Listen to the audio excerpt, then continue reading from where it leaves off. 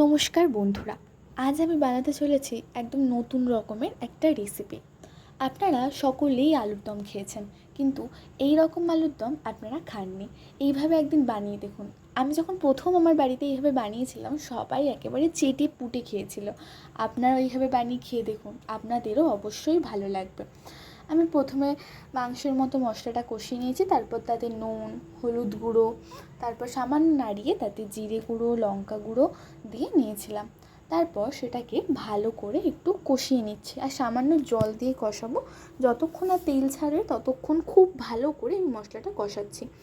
মশলা কষানো হয়ে গেলে আমি ফ্রিজে রাখা ছিল খুব সামান্য চিকেন, সেটাকে কুচি কুচি করে দিয়ে নিলাম। তাতে সামান্য টমেটো সস অ্যাড করে মশলাটা খুব ভালো করে কষাচ্ছি।